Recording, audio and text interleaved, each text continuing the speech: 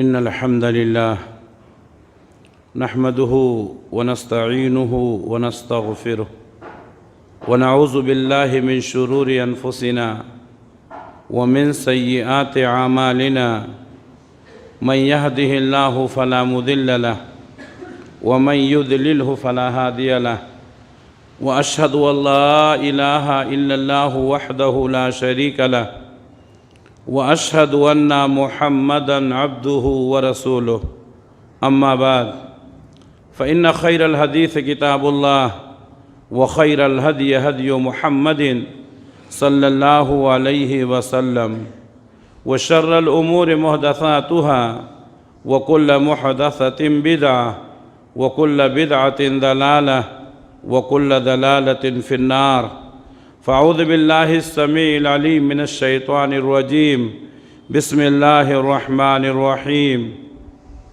قاف والقرآن المجيد بل عجبوا أن جاءهم منذر منهم فقال الكافرون هذا شيء عجيب أإذا متنا وكنا ترابا ذلك رجع بعيد قد علمنا ما تنقص الأرض منهم وعندنا كتاب حفيظ بل كذبوا بالحق لما جاءهم فهم في أمر مريج يا أيها الذين آمنوا اتقوا الله حق تقاته ولا تموتن إلا وأنتم مسلمون يا أيها الناس اتقوا ربكم الذي خلقكم من نفس واحدة وخلق منها زوجها وبث منهما رجالا كثيرا ونساء واتقوا الله الذي تساءلون به والأرحام إن الله كان عليكم رقيبا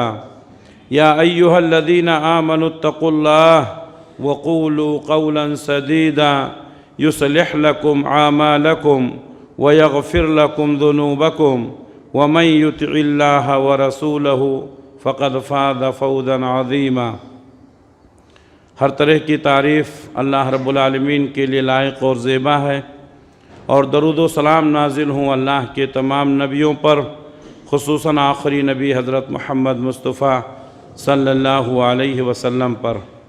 محترم حاضرین، اللہ رب العالمین کا بے انتہا شکر و احسان ہے کہ اللہ تعالیٰ نے ہم سب کو پیدا کیا، زندگی گزارنے کے طریقے بتائے، ایمان کی دولت سے سرفراز کیا، سکون حاصل کرنے کے لیے انسانی جوڑے بنائے۔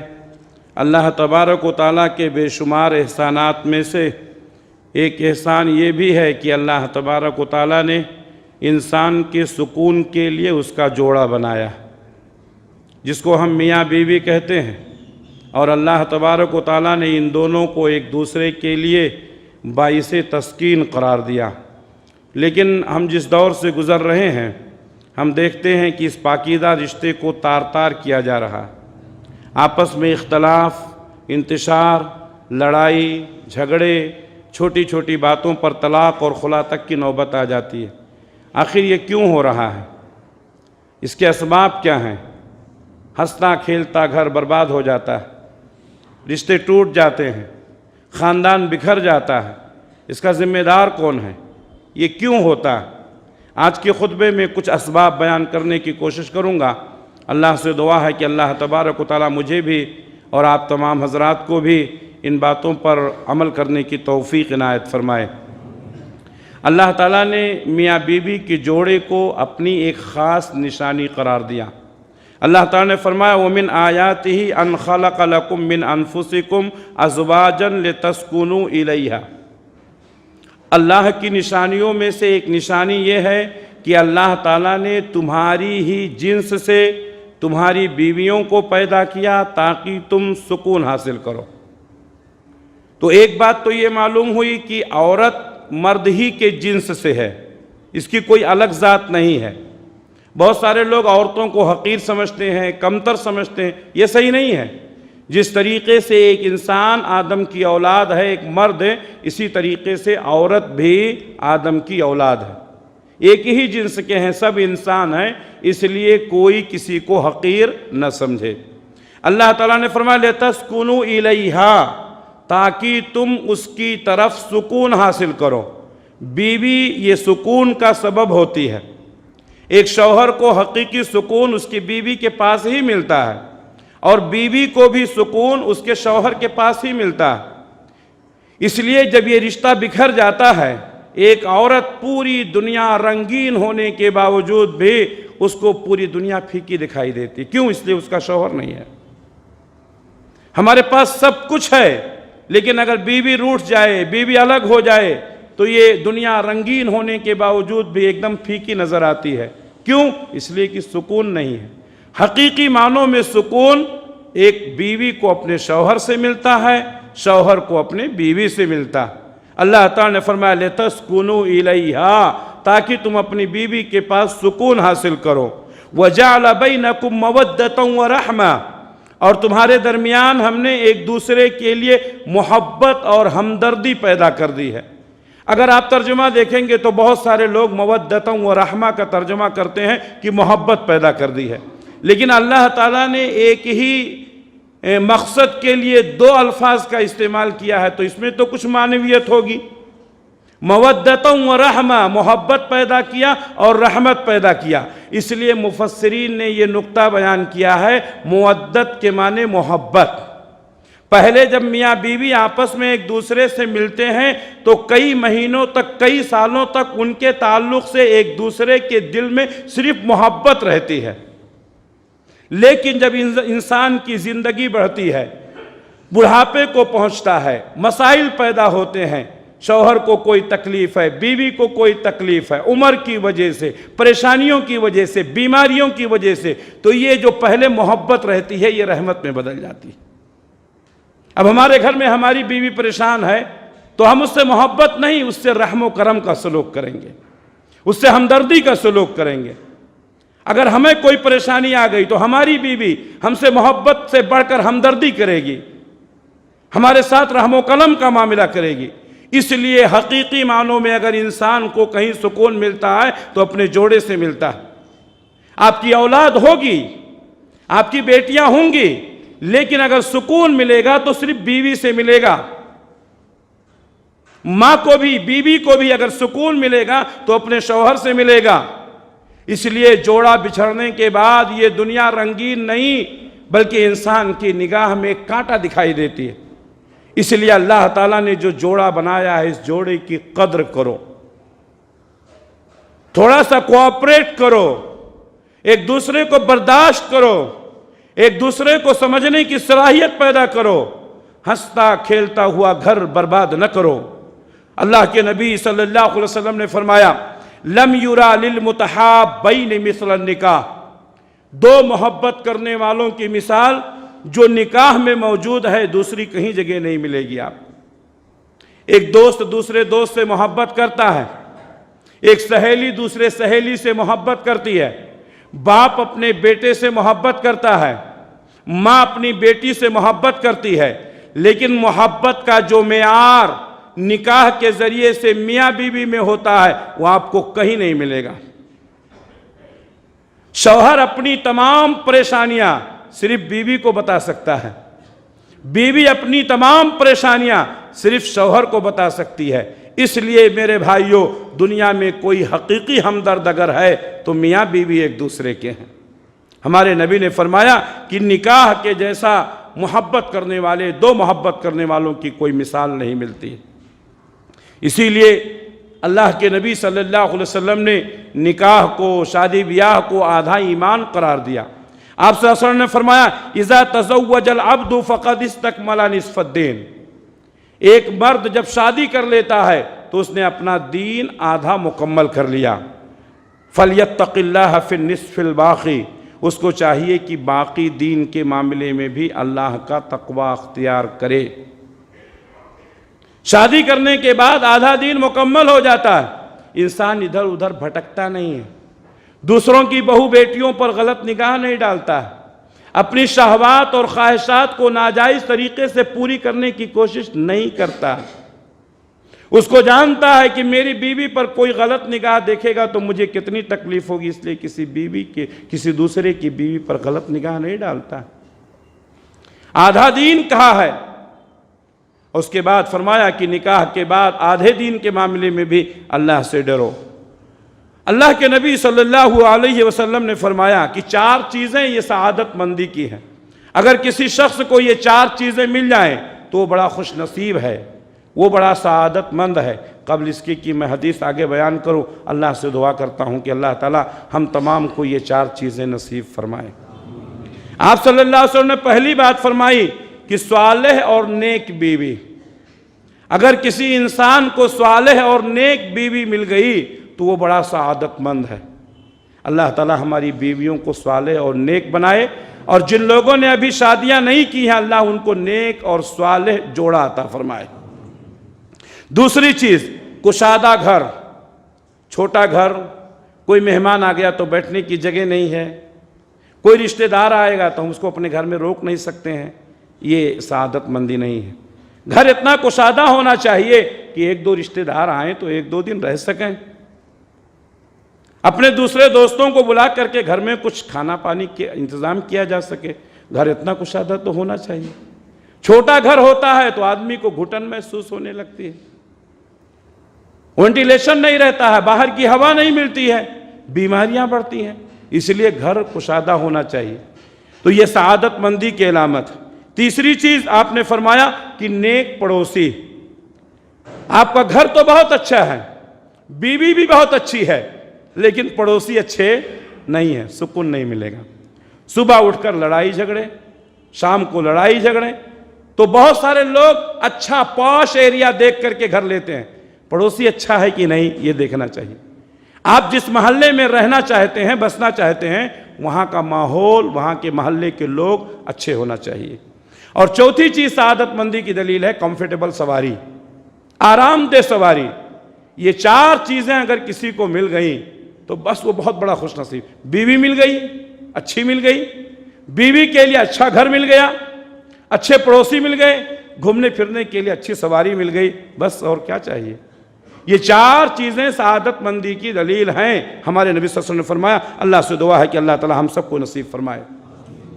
بہترین عورت، صالح عورت، یہ دنیا کی سب سے قیمتی چیز ہے۔ ہمارے نبی صلی اللہ علیہ وسلم نے فرمایا، الدنیا کلھا متاع وخیر متاع الدنیا المرأۃ الصالحہ۔ یہ پوری کی پوری دنیا یہ پونجی ہے، فائدہ اٹھانے کی چیز ہے، اور اس دنیا کی سب سے قیمتی چیز اگر کوئی ہے تو صالح اور نیک عورت ہے۔ ہم سونے سے محبت کرتے ہیں، چاندی سے محبت کرتے ہیں، ہیرے جواہرات سے محبت کرتے ہیں، اور اپنے گھر زمین جائیداد سے محبت کرتے ہیں۔ ان تمام سے زیادہ محبت کی حقدار کون ہے؟ صالح اور نیک بیوی۔ اس لیے اگر کسی کو صالح اور نیک بیوی مل گئی تو اس کو دنیا کی سب سے قیمتی چیز مل گئی۔ ہمارے نبی صلی اللہ علیہ وسلم نے حکم دیا ہے کہ جب شادی بیاہ کا معاملہ ہو تو بہت جانچ پڑتال کر شادی کیا کریں، نیک عورت دیکھ کر کے، نیک لڑکی دیکھ کر کے۔ آج بہت سارے لوگ ہیں جو سوچتے ہیں کہ اس کو بہو بہت اچھی ملنی چاہیے۔ ارے بھئی اپنے بیٹے کو بھی اچھا بنائیے۔ لوگ بہو تو اچھی چاہتے ہیں لیکن بیٹے کو اچھا نہیں بنانا چاہتے۔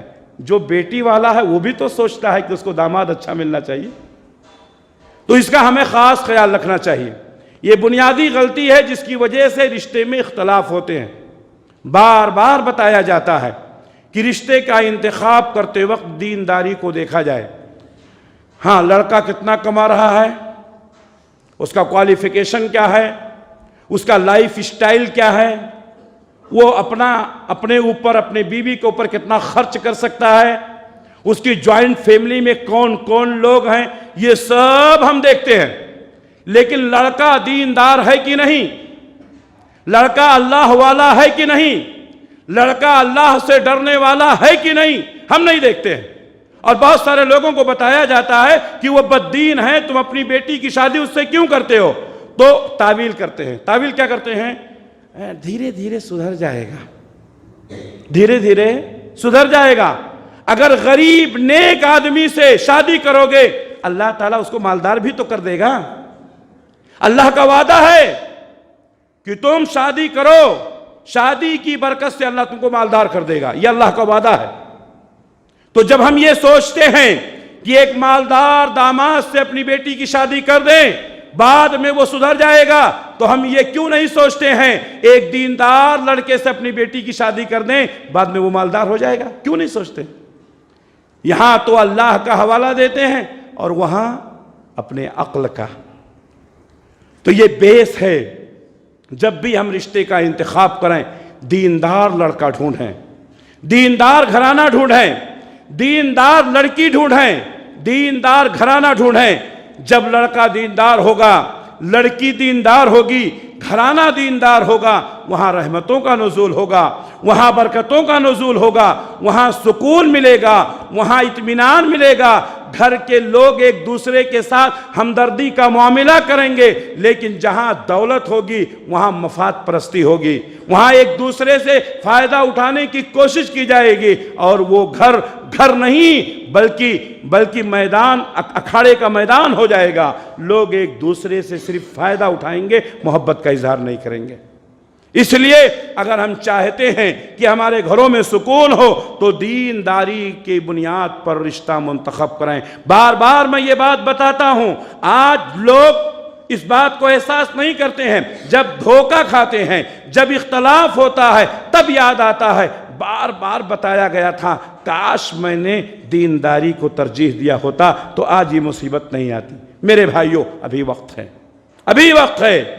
اگلا جتنا بھی معاملہ ہو دینداری کی بنیاد پر کرو، دینداری کی بنیاد پر کرو، اللہ اس میں برکت دے گا۔ ہمارے نبی صلی اللہ علیہ وسلم نے یہ حکم دیا ہے کہ دینداری کی بنیاد، لڑکا دیندار ہو، لڑکی دیندار ہو، اللہ تعالیٰ کی رحمت ملتی ہے، برکت ملتی ہے۔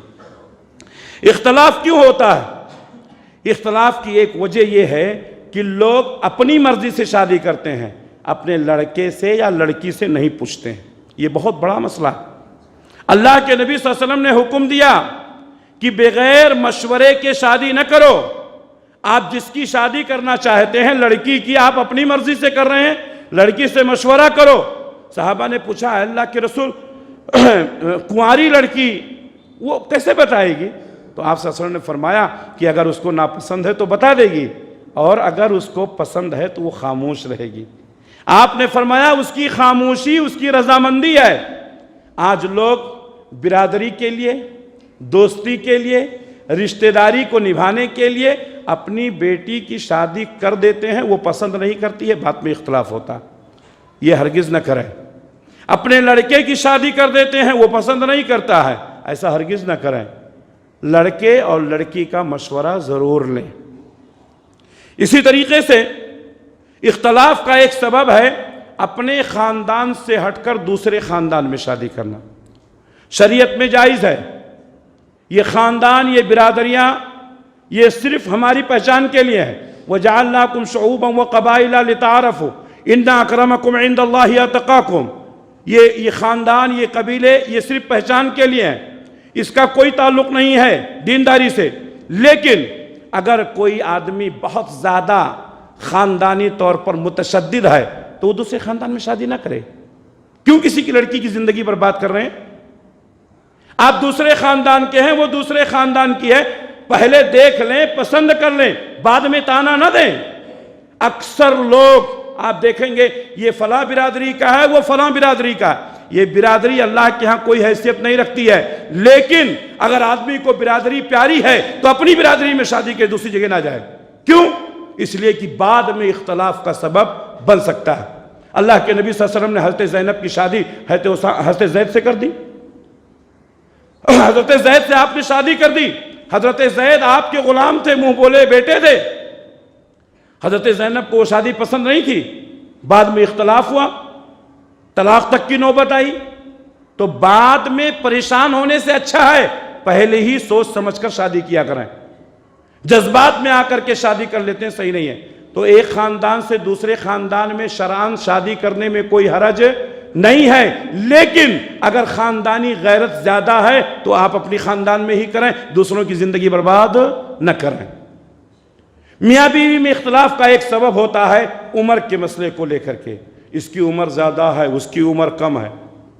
شریعت میں اس کی بھی کوئی حیثیت نہیں ہے، میاں بیوی ایک دوسرے کو پسند کرتے ہیں، شادی کر لو۔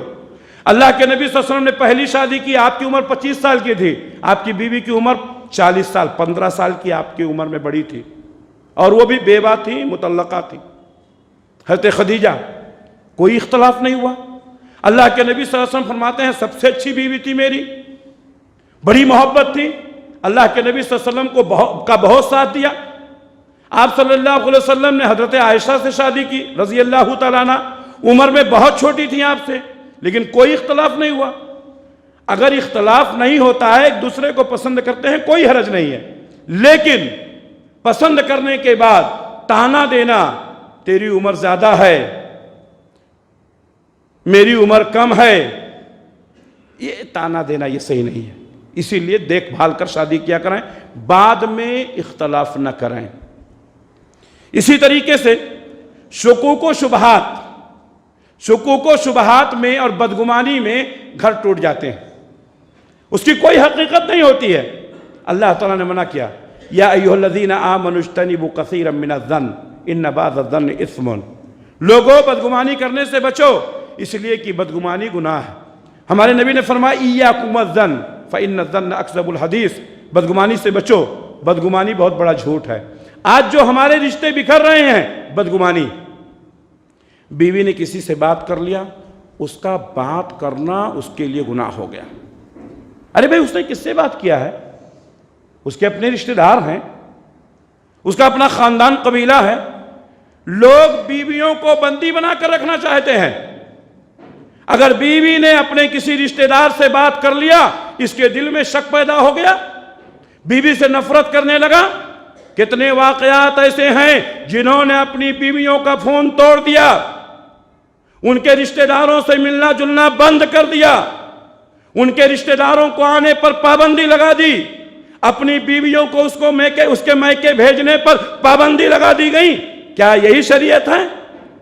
خود دوستوں کے ساتھ گھومتا ہے، خود اپنی ساتھیوں کے ساتھ، اس میں لڑکے اور لڑکیاں سب ہیں، دن بھر گھومتا ہے، کوئی فرق نہیں پڑتا ہے۔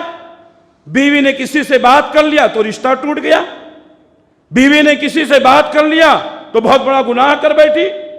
یہ شک و شبہ چھوڑو، اپنے جیسا سب کو سمجھو۔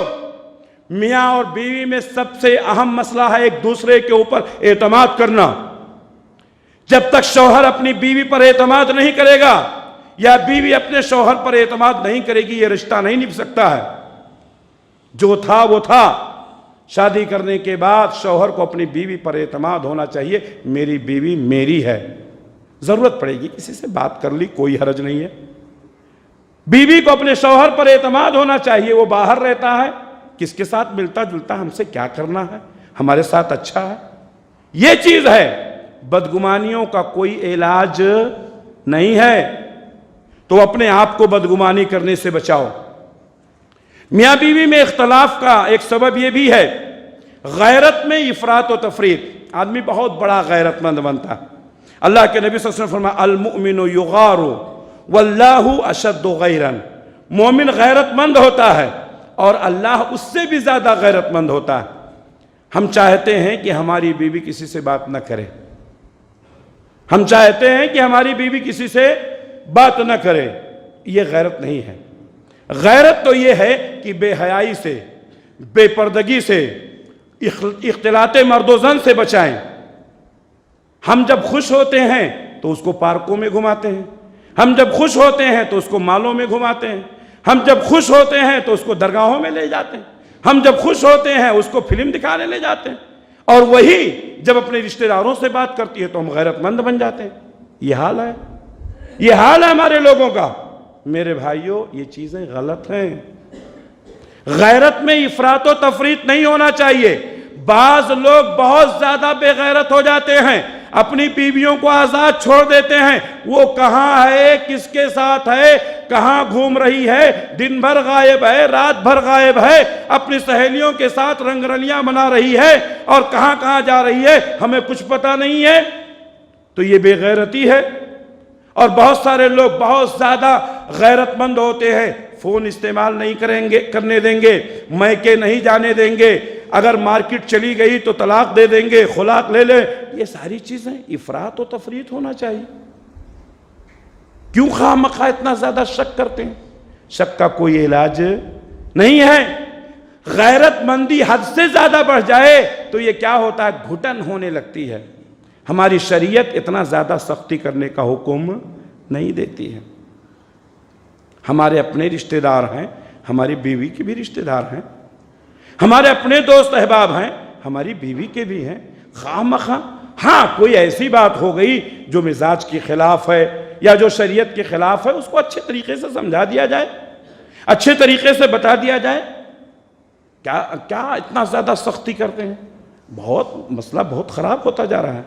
غور کرو میرے بھائیوں، بہت خراب مسئلہ۔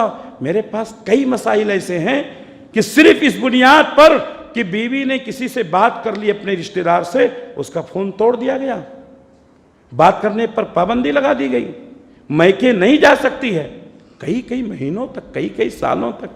غلط ہے یہ، غلط ہے یہ۔ تمہاری بہن کے ساتھ، تمہاری بیٹی کے ساتھ کوئی کرے، برداشت کریں گے؟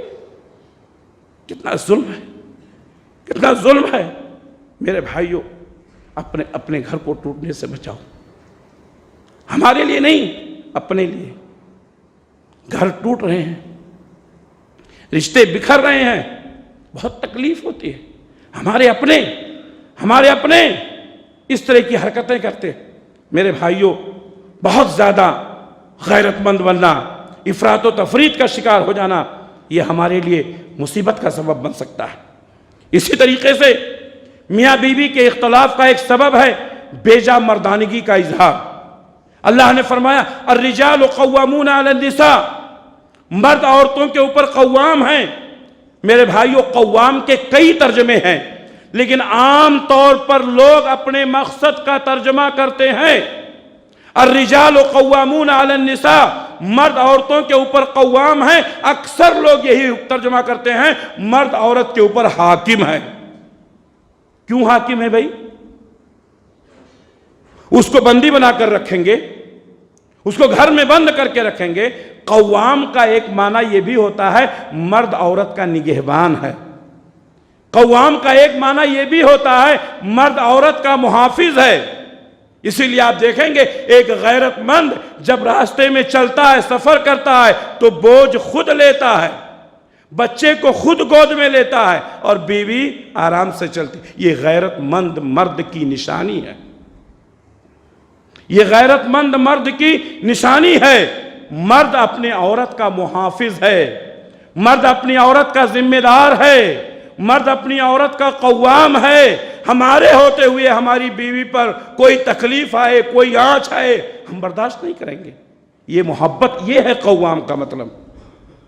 اور اگر کچھ لوگ اس کا ترجمہ الرجال قوامون علی النساء، مرد عورتوں کے اوپر حاکم ہیں، تو ان کو اور آگے بڑھنا چاہیے۔ اللہ نے فرمایا وَعَاشِرُوهُنَّ بِالْمَعْرُوفِ، اپنی بیویوں کے ساتھ زندگی گزارو معروف طریقے سے۔ اس کا ترجمہ پڑھیے، اس کی تفسیر پڑھیے۔ معروف کے معنی ہوتے ہیں ہر معاملے میں خیر کا پہلو اپنایا جائے، بیوی کے ساتھ ہمدردی کا معاملہ کیا جائے۔ کیا ہم سے غلطیاں نہیں ہوتی ہیں؟ جب ہم سے غلطیاں ہوتی ہیں تو بیوی سے بھی ہوں، ہر ایک سے ہوں گی، ایک دوسرے کو برداشت کیا جائے۔ ہمارے نبی نے فرمایا عورت پسلی سے پیدا کی گئی ہے، اور پسلی کی ہڈی ٹیڑھی ہوتی ہے، عورت ٹیڑھی رہے گی۔ ہم اس کو مکمل سیدھا کرنا چاہیں گے، ٹوٹ جائے گی۔ میرے بھائیوں، ہم کیوں نہیں اس بات کا خیال کرتے ہیں؟ کیوں بہت زیادہ اپنے آپ کو مرد ظاہر کرتے ہیں؟ مرد ہیں تو مرد کی اوقات میں رہیں، عورت ہے تو عورت کی اوقات میں رہے۔ اللہ کے نبی صلی اللہ علیہ وسلم نے فرمایا اکمل المؤمنین ایمانا احسنہم خلقا، سب سے بہترین مومن ایمان کے حساب سے وہ ہے جس کے اخلاق اچھے ہوں۔ آپ اپنی بیوی پر ظلم کر کے، اپنی اولاد پر ظلم کر کے آپ اچھے مومن نہیں بن سکتے ہیں۔ اکمل المؤمنین ایمانا احسنہم خلقا، ہمارے نبی نے فرمایا ایمان کے حساب سے سب سے زیادہ اکمل مومن وہ ہے جس کے اخلاق اچھے ہوں۔ اور آپ نے فرمایا وَخِيَارُكُمْ خِيَارَكُمْ لِنِسَائِكُمْ، اور تم میں سب سے اچھے اخلاق والا وہ ہے جو اپنی بیوی کے ساتھ اخلاق مند ہو۔ دوستوں کے ساتھ رہتے ہیں بڑے اخلاق والے ہیں، بیوی کے ساتھ رہتے ہیں تو اخلاق کہاں چلا جاتا ہے؟ آپ نے فرمایا وَأَنَا خَيْرٌ، اور میں سب سے زیادہ بہتر ہوں۔ کس کے لیے؟ اپنی بیویوں کے لیے۔ آپ کی خیر، آپ کی بھلائی، اللہ اکبر۔ حضرت عائشہ صدیقہ رضی اللہ تعالیٰ عنہ سے پوچھا گیا کہ جب ہمارے نبی گھر میں رہتے ہیں تو کیا کرتے ہیں؟ کہا گھر کا کام کرتے ہیں، گھر کا کام کرتے ہیں۔ آپ نے اپنا گھر کا کام کرنا کبھی عیب نہیں سمجھا۔ ہم مرد بنتے ہیں، ہم نے کبھی عورت کا ہاتھ بٹایا؟ ہم نے کبھی گھر میں جھاڑو لگایا؟ ہم نے ابھی کپڑے دھوئے؟ ہم نے کبھی بستر بچھایا؟ ہم نے کبھی سبزی کاٹی؟ ہم نے کبھی عورت کی مدد کی؟ کیوں نہیں کرتے ہیں بھائی؟ نبی کی سنت ہے، نبی کی سنت ہے۔ ہماری اماں عائشہ نے کہا کہ اللہ کے نبی جب گھر میں ہوتے تھے تو گھر کا کام کرتے تھے۔ جب حضرت بلال آواز دیتے تھے حی علی الصلاۃ تو آپ نماز کے لیے نکل جاتے تھے۔ تو میرے بھائیوں، مردوں کو چاہیے کہ اپنی بیویوں کے ساتھ اچھا سلوک کریں۔ اسی طریقے سے میاں بیوی کے اختلاف کا ایک سبب یہ ہے خرچ میں بے اعتدالی۔ خرچ میں بے اعتدالی۔ آدمی کے پاس آج ہے، خوب اڑاتا ہے، خوب اڑاتا ہے۔ خرچ میں کبھی بھی اعتدال کرنا چاہیے۔ اللہ نے فرمایا والذین اذا انفقوا لم یسرفوا، جب ان کو خرچ کرنے کی بات آتی ہے لم یسرفوا تو وہ زیادہ خرچ نہیں کرتے ہیں، ولم یقتروا اور بخیلی بھی نہیں کرتے ہیں، وکان بین ذلک قواما اعتدال کا راستہ اپناتے ہیں۔ آج ہے تو بہت زیادہ خرچ کر لیے، کل فقیر ہو گئے تو لڑائی جھگڑے ہوں گے۔ اسی لیے آپ دیکھیں گے بہت ساری بیویاں مردوں سے ناراض ہیں۔ کیوں؟ اس لیے کہ آپ ایسا خرچ کرتے تھے، ویسا خرچ کرتے تھے، آج نہیں کر رہے ہیں۔ بھئی اس وقت اگر آپ نے بچا کے رکھا ہوتا تو آج کام آتا۔ اسی طریقے سے بعض خواتین اپنے شوہروں پر بیضا بوجھ ڈالتی ہیں، فلاں کے کپڑے ایسے ہیں، فلاں کے زیور ایسے ہیں۔ بھائی اس کی حیثیت ہے، وہ ہے، ہماری حیثیت نہیں ہے۔ خرچ میں اعتدال کرنا چاہیے۔ وہ اپنی لائف اسٹائل گزار رہا ہے، ہم اپنی گزار رہے ہیں۔ دوسروں کو دیکھ کر کے اپنے شوہر اور بیوی کے درمیان اختلاف کرنا یہ صحیح نہیں ہے۔ خرچ میں اعتدال رکھیں، بہت زیادہ بھی خرچ نہ کریں، بہت زیادہ بخیلی بھی نہ کریں۔ ضرورت پوری ہونی چاہیے، میاں بیوی خوش رہنا چاہیے۔ اسی طریقے سے میاں بیوی کے اختلاف کا ایک سبب یہ ہے کہ جو فطری ضرورت ہے وہ پوری نہیں ہونا۔ اب شوہر کو اگر فطری ضرورت پوری نہیں ہوگی تو وہ دوسری طرف جائے گا، دوسری طرف جائے گا، فطری بات ہے۔ اسی لیے ہمارے نبی نے فرمایا اگر کوئی شوہر اپنی بیوی کو بلاتا ہے اور وہ نہیں جاتی ہے، اس کا شوہر ناراض ہوتا ہے تو صبح تک فرشتے اس کے اوپر لعنت بھیجتے ہیں۔ اور اگر شوہر ناراض ہو اور اسی حال میں عورت کا انتقال ہو جائے تو وہ عورت جنت کی خوشبو نہیں پا سکتی ہے۔ اس لیے عورت کو اپنے شوہر کی جنسی خواہش پوری کرنی چاہیے۔ اگر اس کے پاس طاقت نہیں ہے دوسری شادی کی اجازت دے دے، کوئی حرج نہیں۔ شوہر کو بھی چاہیے کہ اپنی بیوی کی جنسی خواہش پوری کرے۔ اگر جنسی خواہش پوری نہیں ہوگی تو ظاہر سی بات ہے اختلاف ہوگا، لڑائی جھگڑے ہوں گے۔ تو لڑائی جھگڑے کا ایک سبب یہ بھی ہے اصل خواہش پوری نہ ہونا۔ اس کے لیے آپ جو طریقہ اپنائیں، دوا ہے، علاج ہے، جو کچھ بھی ہے، شریعت نے آپ کو اجازت دی ہے۔ تو اس سلسلے میں ہمیں غور و فکر کرنے کی ضرورت ہے۔ شوہر اور بیوی میں اختلاف کا ایک سبب یہ ہے زبان درازی، بد کلامی، بیجا ملامات، شدید تنقید، بات بات پر لڑائی جھگڑا، بات بات پر تانے دینا، تیرا خاندان ایسا، میرا خاندان ایسا، تیری حیثیت ایسی، میری حیثیت ایسی، تو روٹ کی تھی میں محلوں میں لایا، یہ سب چیزیں بیکار کی ہیں۔ آپ اس کو نہیں، اپنی بیوی کو تانا دے رہے ہیں۔ وہ کیا تھی، کیسی تھی، چھوڑو، اب وہ آپ کی بیوی ہے۔ بیوی کو بھی چاہیے کہ اپنے شوہر کی پر تنقید نہ کرے۔ کبھی شوہر کی طرف سے بد کلامی ہوتی ہے، کبھی بیوی کی طرف سے ہوتی ہے، اور ایک دوسرے کو برداشت کریں۔ ایک شخص نے اللہ کے نبی صلی اللہ علیہ وسلم سے آ کر کے کہا کہ اے اللہ کے رسول، میری عورت ہے تھوڑا بد زبان ہے، وہ بہت بولتی ہے۔ تو اللہ کے نبی صلی اللہ علیہ وسلم نے فرمایا اس کے اندر کچھ اچھائی بھی تو ہے۔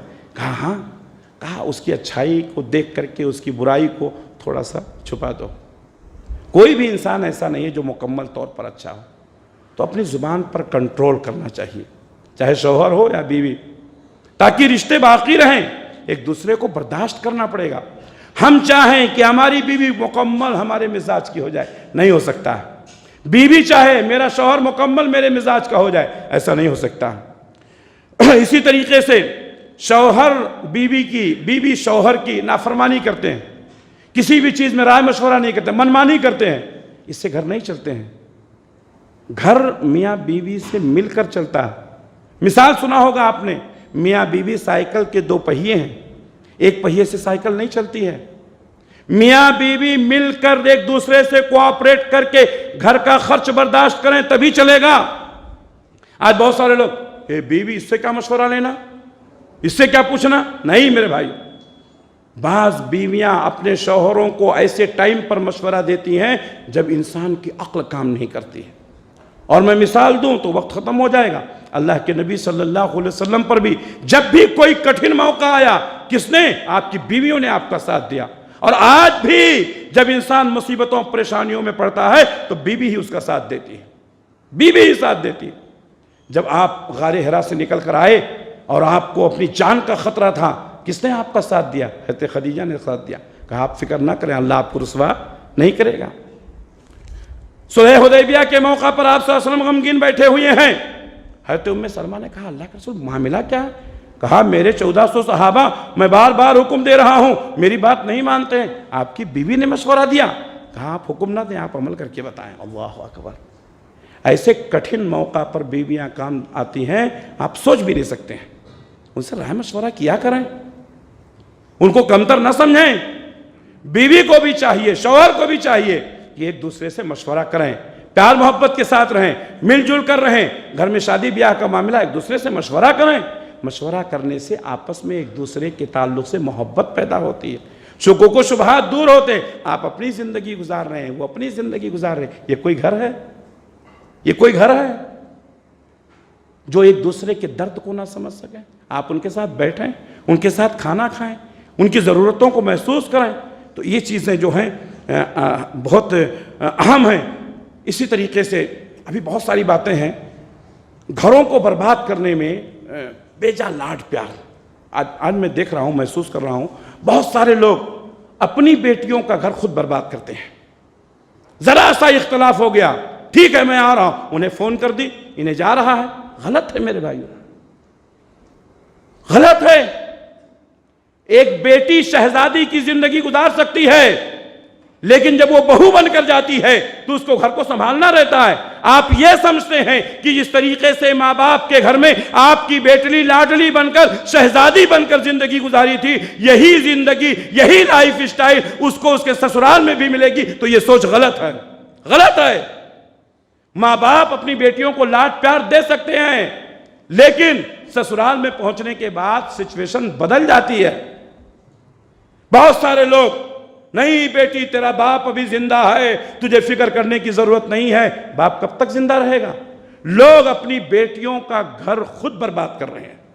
آپ کو تو یہ چاہیے تھا کہ آپ اپنی بیٹی کو سمجھاتے، بیٹی وہ میکہ نہیں، وہ سسرال ہے، وہاں کسی بھی طریقے سے تجھے زندگی گزارنی ہے۔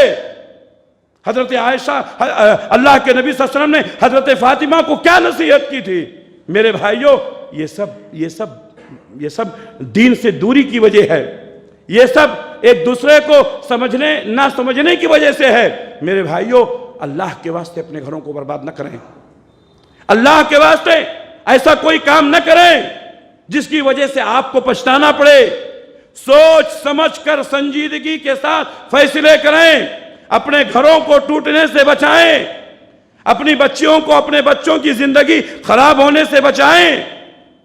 اللہ سے دعا ہے کہ اللہ تبارک و تعالی ہم تمام کو سچا پکا مسلمان بنائے، شرعی اصولوں پر عمل کرنے کی توفیق عنایت فرمائے، ایک دوسرے کو سمجھنے کی، سوچنے کی اور سنجیدگی کے ساتھ زندگی گزارنے کی، ایک دوسرے کے حقوق کو ادا کرنے کی اللہ ہم سب کو توفیق عنایت فرمائے۔ اللہ جب تک دنیا میں رکھے، اسلام پر قائم رکھے، خاتمہ ہو تو ایمان بالخیر پر ہو۔ ربنا تقبل منا انک انت السمیع العلیم وتب علینا انک انت التواب الرحیم برحمتک یا ارحم الراحمین، آمین۔